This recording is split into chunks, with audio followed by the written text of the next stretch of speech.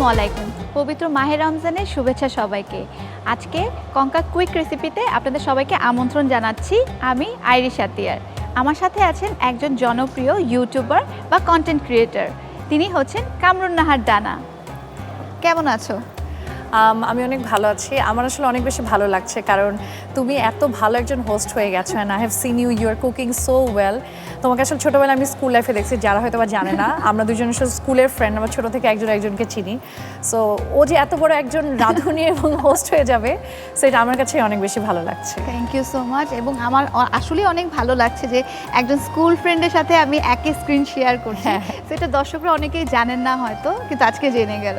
আমি তো জানি তুমি কতটা বিজি লাইফ মেনটেন করো, ইউটিউবার, বিভিন্ন রকমের কন্টেন্ট করছো, সেই সাথে তুমি জবও করছো। তো এই সব কিছু মিলিয়ে বাসায় কি টাইম মতো ইফতারটা করতে পারো? আমি যেমন একটা টাইম ছিল, আমার মনে হয় আমরা যখন ইয়াং ছিলাম মনে হতো অনেক বাইরে খাবো, বাট এখন আমার আসলে তৃপ্তি বা শান্তি যেটা হয় সেটা হচ্ছে নিজে একটু বাসার কারোর জন্য স্পেশাল কিছু করি, আমার মায়ের জন্য, ভাইয়ের জন্য বা ফ্যামিলি মেম্বারদের জন্য, অথবা বাসায় আম্মুর বানানো কিছু খাই। সো ইফতারের আগে আসলে ইফতারটা মিস করি বিকজ আমি হোমলি ইফতার খুব পছন্দ করি। তো বাসায় যখন ইফতার করো তখন কি এরকম কোনো স্পেসিফিক আইটেম থাকে যে এটা আমাকে থাকতেই হবে, এই ফুডটা না হলেই নয়? এটা হচ্ছে আলুর চপ। আমি আলুর চপ পাগলের মতো পছন্দ করি। আমাকে যদি তুমি আমার মনে 10টা আলুর চপও দাও, আমি যেটা করি আমি আলুর চপ নিয়ে বসি, খাই, রোজাটা ভাঙি, দেন নামাজ পড়তে যাই, এসে দেন আমি আবার আলুর চপ খাই। সো আলুর চপ হচ্ছে আমার অনেক ফেভারিট। এই আলুর চপে ডিম দাও বা মাংস দাও, যেটাই দাও, বাট আলুর চপ হতে হয়। আজকে তো 8ই মার্চ, বিশ্ব নারী দিবস আজকে। তো আজকে তোমার এটা নিয়ে কি কোনো একটা এক্সপিরিয়েন্স আছে যে কেন এই দিনটা আমরা এত সুন্দরভাবে সেলিব্রেট করি? তাই যেটা হয় যে আমার খুব একটা স্পেশাল কিছু করে না, বাট আমার মাকে এবং আমাকে এবং আমার ভাই, আমার বাবা খুব স্পেশাল ফিল করে। অ্যাটলিস্ট আমার কাছে যেটা ভালো লাগে যে আমার ভাই আমাকে আর আমার মাকে কেন জানি খুব সুইটলি একটা টেক্সট পাঠায়, তারপর বলে যে আজকে আমরা বাইরে খাবো তোদেরকে নিয়ে। তো এটা হইতে পারে যে ইটস মানে আ ওয়ে অফ সেলিব্রেশন, যে he is grateful to us. তো চলো আমরা চলে যাই আমাদের কিচেনে, একটা তোমাকে ঝটপট একটা কুইক রেসিপি করে দেখাবো আজকে। চলো যাই, বিকজ আমার কাছে মনে হয় আমাদের এই বিজি লাইফস্টাইলে quick recipe is the best solution. Best solution, exactly.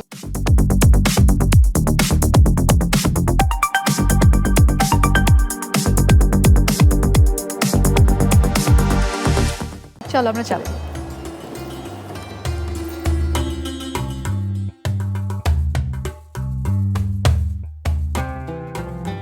আমি জানি তুমি অনেক ফুড লাভার, খুব মজার তুমি ফুড খাও।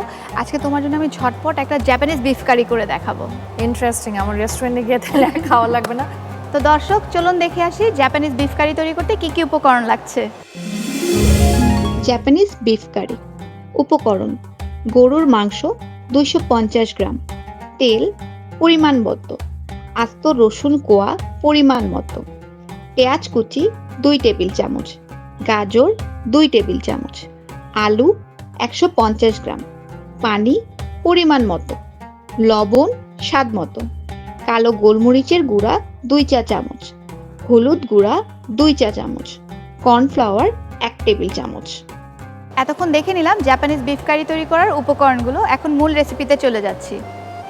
তো যেহেতু জাপানিজ ফুড কিংবা চাইনিজ ফুড কিন্তু খুব ফাস্ট অ্যান্ড কুইকভাবে তারা করে থাকে এবং খুব মানে তারা চায় যে খুব ইজিলি খাবারটা খেয়ে তারা তাড়াতাড়ি কাজে চলে যেতে চায়।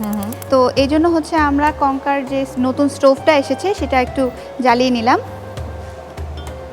ও ওয়াও, এই স্টোভটার মাঝে কি ইন্ডাকশন টাইপের কিছু? হ্যাঁ, ইন্ডাকশন আছে, যেটা আমরা সচরাচর কোনো স্টোভে কিন্তু পাই না। হ্যাঁ, এটা হচ্ছে কঙ্কার নতুন এসেছে, তারা নতুন লঞ্চ করেছে কঙ্কার স্টোভটা। একের ভিতর দুই হতে পারে না অনেক সময় যে আমরা তো সিলিন্ডার গ্যাসটা ব্যবহার করি কিংবা কেউ মিটারের গ্যাসটা ইউজ করে, হঠাৎ যদি শেষ হয়ে যায় অ্যাট দ্যাট মোমেন্ট তুমি কিন্তু ইমিডিয়েটলি এখানে ট্রান্সফার হয়ে যাচ্ছ, ইনভার্টারটাতে চলে যেতে পারছো।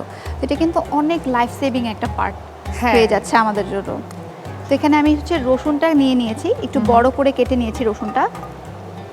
মাংসর সাথে, গরুর মাংসের সাথে কিন্তু রসুনটা খুব ভালো লাগে খেতে। কেউ যদি চায় যে চপ করে নেবে, চপ করেও নিতে পারে। মানে আমার মনে হয় গার্লিক আস্ত থাকাটাই বেটার, এটাই ভালো, বিকজ এটার ফ্লেভারটা কামড়ে পড়বে। এখানে হচ্ছে আমি পেঁয়াজ কুচি নিয়ে নিব 2 টেবিল চামচের মতো। ওকে, কিছুটা আমাদের দেশি রান্নার মতোই, বাট একটু ডিফারেন্ট। হালকা একটু যখন হয়ে যাবে, এখানে আমি 250 গ্রাম বিফ নিয়েছি। ওকে, লিভসগুলো কি ছোট ছোট করে ছোট করে কেটে নিয়েছি, চাইলে তুমি আরেকটু ছোট করে কেটে দিতে পারো।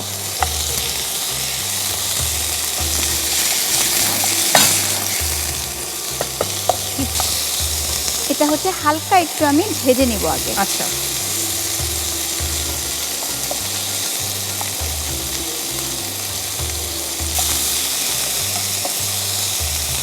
কালারটা যখন চেঞ্জ হয়ে আসবে, এখানে এক এক করে আমি গাজর নিয়েছিলাম, একটু ডাইস কাট করে নিয়েছি।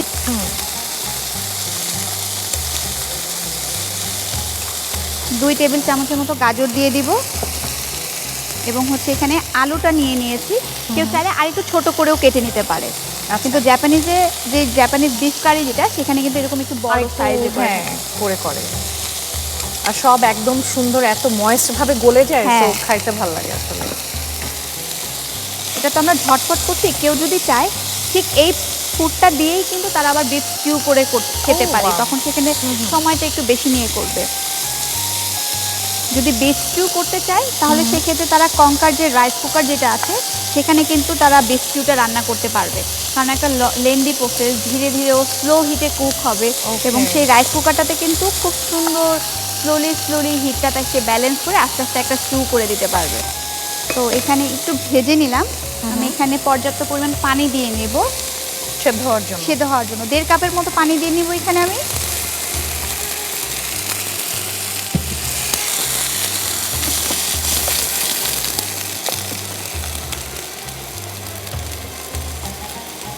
এ পর্যায়ে এক এক করে আমি সব মশলাগুলো দিয়ে দেব।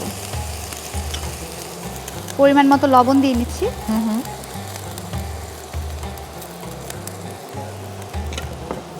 একটু গোলমরিচ গুঁড়া দিয়ে দিব, কালো গোলমরিচ যেটা আছে সেটা দিয়ে নেব। আচ্ছা, একটু হলুদ গুঁড়ো দিয়ে দিব।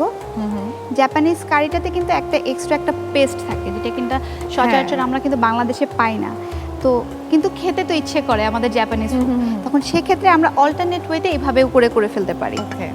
তো এটা হচ্ছে আমরা কিছুক্ষণ ঢেকে দিই একটু বিফটা সিদ্ধ হওয়ার জন্য। সবচেয়ে আপডেটেড ফিচার্স নিয়ে 140টিরও বেশি দেশে কনকাফ ফ্রেঞ্চ।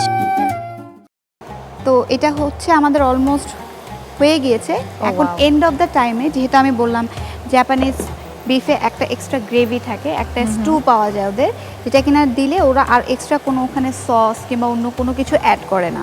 ওকে, তো আমাদের কাছে যেহেতু এটা নেই, আমরা তো বাংলাদেশে সেই খাবারগুলো ওইভাবে খাই না, তো সেটার অল্টারনেট হিসেবে আমি এখানে একটু কর্নফ্লাওয়ার ব্যবহার করব থিকনেসটার জন্য। এক্স্যাক্টলি, একটু পানি দিয়ে কর্নফ্লাওয়ারটা গুলিয়ে নিব, এবং থিকনেসে তুমি কতটুকু চাচ্ছ গ্রেভিটা, তো সেটার উপর ডিপেন্ড করে তুমি কর্নফ্লাওয়ারটা দিবা। ওকে, পানি দিয়ে মিশিয়ে নিলাম, এবং এটা আমরা চুলাটা কিন্তু লো হিট আছে, ওকে, আস্তে করে দিয়ে দিচ্ছি এখানে।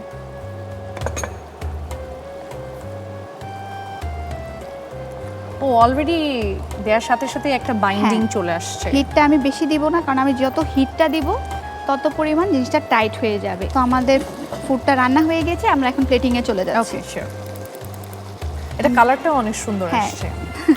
খেতেও আই হোপ তোমার ভালো লাগবে। আমার ভালোই লাগবে, কারণ এই রান্নাতে আমি কোনো হেল্পই করি না, আমি শুধু মুগ্ধ হয়ে দেখছি হাউ শি কুকস। তো যেহেতু বললাম এটা আমরা যে কোনো কার্বস দিয়ে সার্ভ করতে পারি, আমি এখানে যে স্টিম রাইস নিয়েছিলাম, স্টিম রাইস দিয়ে নিচ্ছি একটু। এটা যদি কেউ চায় নান দিয়ে খেতে চায়, ব্রেড দিয়ে খেতে চায়, ইজিলি যে কেউ খেতে পারবে। কিংবা কেউ যদি মনে করে যে না, আমি আজকে নান আর কোনো এরকম কিছু খাবো না, আমি একটু চপসি টাইপের কিছু খাবো, তাহলে সে কিন্তু ফ্রাইড নুডলস ভেজে সুন্দর এই মিটটা উপরে সার্ভ করে দিতে পারলো। মানে কার্বসের একটা অল্টারনেট বের করে ফেললো সে।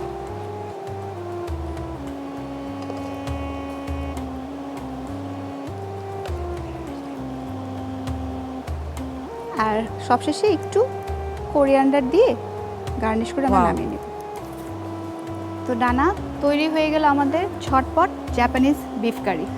ওয়াও, আই রিয়েলি উইশ আমি আপনাদের টিভির ওপাশ থেকে এটা স্মেলটা পাওয়াতে পারতাম। বিফ, তারপরে ক্যারেট, আলু সব কিছু মিলে এত সুন্দর একটা স্মেল আসে, সেই সাথে রাইসটারও খুব সুন্দর একটা স্মেল আসতেছে। বাসায় আমার মনে হয় আমরা ইজিলি এটা রান্না করতে পারবো, ঝটপট করে ফেলতে পারবো একদম বেসিক ইনগ্রেডিয়েন্টস দিয়ে। তো দর্শক চলুন দেখে আসি জাপানিজ বিফ কারির প্রস্তুত প্রণালীটি। প্রথমে ফ্রাইং প্যানে তেল দিন, এরপর আস্ত রসুন কোয়া, পেঁয়াজ কুচি ও গরুর মাংস দিয়ে হালকা ভাজুন।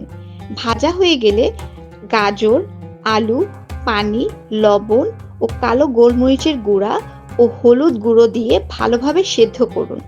সেদ্ধ হয়ে গেলে পানিতে গলানো কর্নফ্লাওয়ার দিয়ে কিছুক্ষণ রান্না করে নামিয়ে সাদা ভাতের সাথে সাজিয়ে পরিবেশন করুন জাপানিজ বিফ কারি।